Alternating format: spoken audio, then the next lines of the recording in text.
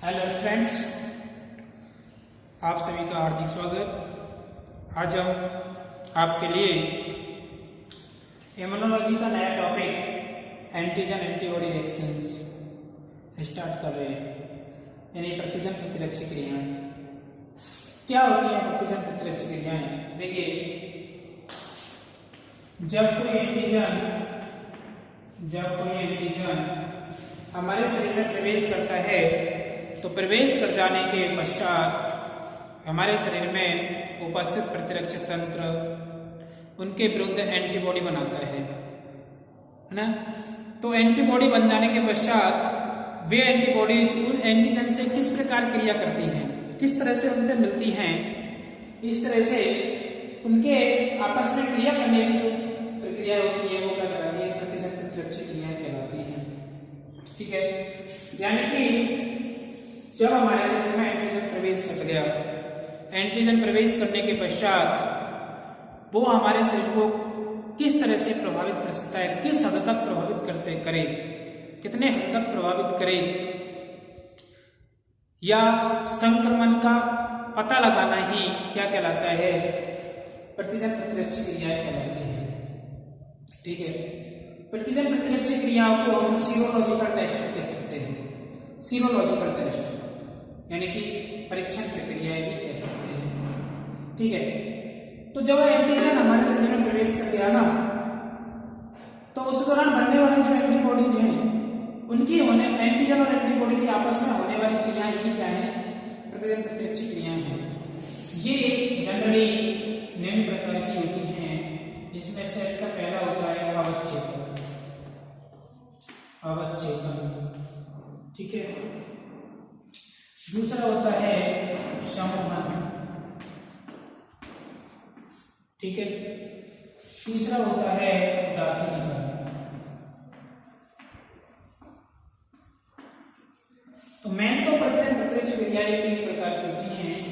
इसके अलावा एक और होता है ऑक्सीडेशन। एक क्या होता है? ऑक्सीडेशन। इसके अलावा एक और होता है भक्षानुनाशन।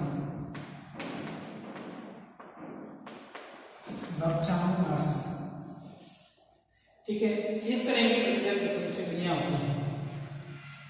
अब इस दौरान क्या होता है कि जब हमारे शरीर में कोई भी एंटीजन प्रवेश किया तो एंटीजन के प्रवेश कर जाने के पश्चात है ना, उस एंटीजन के चारों तरफ, अथवा यदि हम बात करें इस तरह से बात कर सकते हैं कि जब हमारे शरीर में विलेयशील एंटीजन प्रवेश करता है, कैसा एंटीजन प्रवेश करता है? विलेयशील एंटीजन प्रवेश करता है। तो जब हमारे शरीर में विलेयशील एंटीजन प्रवेश करेगा ना, तो इसके प्रवेश करने पर क्या बनता है?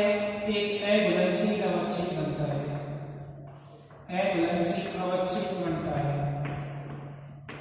ठीक है, यानी कि जैसे इसकी बात करें हम कि दूध में यदि नींबू निचोड़ दिया जाए, दूध एक तरह से किसकी तरह कार्य कर रहा है? एंटीबॉडी की तरह है, और उसमें नींबू मिला दिया, उसको क्या कर दिया? उसके प्रभाव को नष्ट कर दिया, दूध के प्रभाव को। ठीक है, इसका मतलब दूध को फाड़ दिया गया और क्या बन गया ये? और उसको दूसरी क्रिया हो गई। सॉरी, इसमें नहीं लगा सकते अपन उसको अवच्छेद में। अवच्छेद हम किस तरह से कह सकते हैं? सॉरी उसके लिए है ना। अवच्छेद क्या है? अवच्छेद है ना, यानी कि जैसे कोई चोट लगी हमें, फुंसी हो गई, उस फुंसी पर हाइड्रोजन पेरोक्साइड डालते हैं ना, हाइड्रोजन पेरोक्साइड H2O2, तो उस पर क्या झाग बन जाते हैं, झाग बन जाना। या फिर हम बात करें साबुन को घिस जाने के पश्चात वहां पे झाग का उत्पन्न होना क्या है? अवच्छेद कहलाता है। तो इसी तरह से जब हमारे शरीर में कोई विलेयशील एंटीजन प्रवेश करता है तो विलेयशील एंटीजन प्रवेश करने पर क्या बन जाता है? अघुलनशील अवच्छेद बन जाता है, और इस अघुलनशील अवच्छेद बनने की प्रक्रिया ही क्या कहलाती है? अवच्छेदन कहलाती है। क्या कहलाती है? अवच्छेदन कहलाती है। राइट, यह अवच्छेदन की प्रक्रिया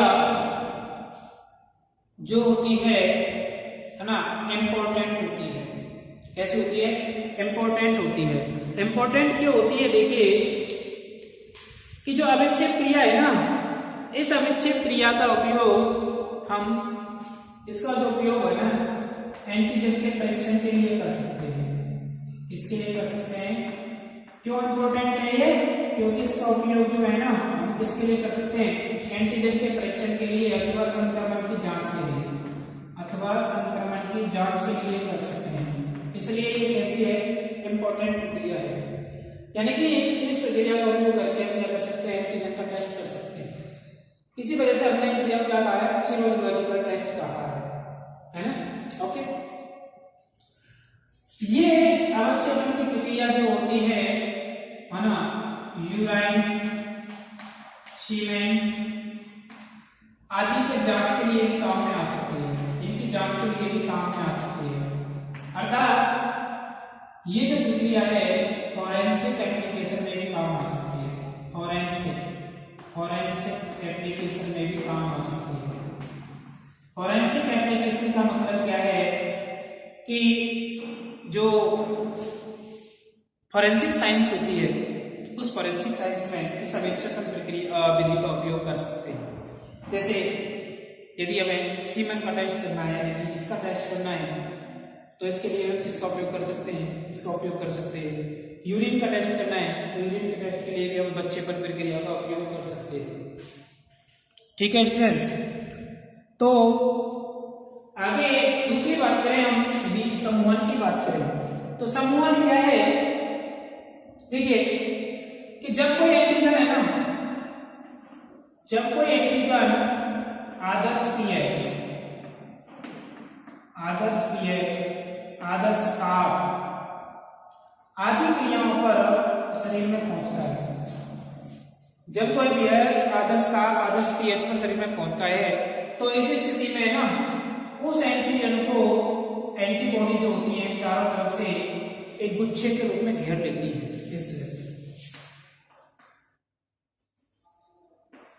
इस तरह से इसको आदर्श परिस्थितियों में क्या लेती है? घेर देती है। यानी कि जब एंटीजन हमारे शरीर में आदर्श ताप, आदर्श पीएच पर पहुंचा, तो इस स्थिति में पहुंचने पर एंटीजन के चारों तरफ एक गुच्छे नुमा संरचना बन जाती है, जो कि एंटीबॉडी की होती है। और गुच्छा नुमा संरचना बनना ही क्या कहलाता है? समूहन कहलाता है। इस समूहन की प्रक्रिया को हम क्या कह सकते हैं? एग्लूटिनेशन भी कह सकते हैं। समूहन की प्रक्रिया को क्या बोलते हैं? एग्लूटिनेशन। इस प्रक्रिया का उपयोग हम रक्त के परीक्षण के लिए कर सकते हैं। समूहन की प्रक्रिया का उपयोग किसके लिए करते हैं? रक्त के परीक्षण के लिए, क्योंकि उसमें रक्त समूह की जब हम जांच करते हैं तो उनमें भी क्या पाए जाते हैं? एंटीजन पाए जाते हैं। तो एंटीजन को एंटीबॉडी डालकर के परीक्षण करते नहीं करते हैं। जैसे आपको मैंने पिछले में बताया था, इस तरह से 3 ड्रॉप लेते हैं, इसमें एंटीजन की एंटीबॉडी डाली, इसमें एंटीबॉडी भी, इसमें एंटीबॉडी भी डाली, तो इनमें यदि समूहन की क्रिया हो जाती है तो इसका मतलब रुधिर बन गया है, इसमें समूहन की क्रिया हो जाती है, रुधिर बन गई है। और यदि दोनों में डी की हो जाती है तो इन दोनों प्रकार के रुधिर बन गए, दोनों में हो जाती है। तो रुधिर प्रकार दोनों में ही अगर समूहन क्रिया हो रही है, इसमें नहीं हो रही है, तो ये भी प्रकार का है। तो इस तरह से जो है समूहन क्रिया का उपयोग हम किसके लिए कर सकते हैं? रक्त की जांच के लिए कर सकते हैं। ठीक है, इसकी जांच के लिए कर सकते हैं। रक्त की जांच के लिए हम समूहन की प्रक्रिया का उपयोग कर सकते हैं। और रक्त में हम क्या पता लगा सकते हैं? रक्त के समूह का पता लगा सकते हैं कि रक्त समूह कौन सा है, ए है कि बी है कि RH पॉजिटिव है, RH नेगेटिव है। इस तरह से इसके चारों तरफ क्या बन जाना? गुच्छे नुमा संरचना बन जाना समूहन कहलाता है। तीसरा आता है उदासीनीकरण। उदासीनीकरण क्या है कि जब कोई हमारे शरीर में एंटीजन प्रवेश किया तो एंटीजन हमारे शरीर में क्या इंजेक्ट करता है? विष इंजेक्ट करता है, टॉक्सिक पदार्थ इंजेक्ट करता है, जहरीला पदार्थ प्रवेश कराता है। तो उस जहरीले पदार्थ को संक्रमित करने के लिए हमारी कोशिकाएं क्या करती है? एंटीबॉडी स्रावित करती है, एंटीबॉडी बनाती है। और वो एंटीबॉडी क्या निकालता है? एंटी विष, एंटी टॉक्सिक पदार्थ स्रावित करता है। इस तरह से जो टॉक्सिक पदार्थ है, यह टॉक्सिक पदार्थ जब एंटी टॉक्सिक पदार्थ से मिलेगा, एंटी टॉक्सिक पदार्थ से मिलेगा, तो दोनों क्या बन जाएंगे? ये उदासीन हो जाएंगे, नहीं हो जाएंगे? उदासीन हो जाएंगे ना। तो इस तरह की प्रक्रिया क्या कहलाती है? उदासीनीकरण। यानी कि एंटीजन के जहरीले प्रभाव को एंटीबॉडी के प्रतिविष के द्वारा संदमित करना ही क्या कहलाता है? उदासीनीकरण कहलाता है। यानी विषैले प्रभाव को एंटीबॉडी के अविषैले प्रभाव द्वारा संदमित करना क्या कहलाता है? उदासीनीकरण कहलाता है। विष का प्रतिविष द्वारा उदासीन करना उदासीनीकरण कहलाता है। ठीक है। जैसे यदि हम बात करें कि जैसे कुछ लोग हैं, जैसे हम बात करें एक सामान्य प्रतिरक्षी जांच होती है, जैव विष होता है एंटी स्ट्रेप्टोमाइसिन जो, यह एंटी स्ट्रेप्टोमाइसिन जो होती है टिटनेस रोग के बचाव के लिए लगाया जाता है। किसके लिए बचाता है? किसके लिए लगाया जाता है? एंटी स्ट्रेप्टोमाइसिन जो होता है, एंटी स्ट्रेप्टोमाइसिन टिटनेस के रोग के लिए लगाया जाता है। अब ये एंटी स्ट्रेप्टोमाइसिन क्या है? एंटी स्ट्रेप्टोमाइसिन जो टिटनेस होता है स्ट्रेप्टोमाइसिन जीवाणु के द्वारा हो रहा है, वो स्ट्रेप्टोमाइसिन जीवाणु क्या करता है? विषैला प्रभाव उत्पन्न करता है। तो उसके लिए हमने क्या बना दिया? एंटी स्ट्रेप्टोमाइसिन का टीका बना दिया और उसके प्रभाव क्या कर देता है? वो संदमित कर देता है, अर्थात उसको उदासीन कर देता है और पुनः से टिटनेस का रोग नहीं होता है ना। इस तरह से जो है इसकी प्रक्रिया होती है। आज होता है ऑक्सीडेशन। यह ऑक्सीडेशन क्या है? ऑक्सीडेशन एक स्टेप है। ऑक्सीडेशन एक क्या है? पद है। अर्थात वह प्रक्रिया जो एंटीबॉडी के लिए भक्षाणुनाशन क्रिया को उद्दीपित करती है। इसका काम क्या होता है? स्टिमुलेट करने का होता है। ये क्या काम करती है? स्टिमुलेट। किसको करती है? ये भक्षाणुनाशन क्रिया को स्टिमुलेट करती है। भक्षाणुनाशन यानी कि फैगोसाइटोसिस क्रिया को ऑक्सीडेशन क्या करते हैं?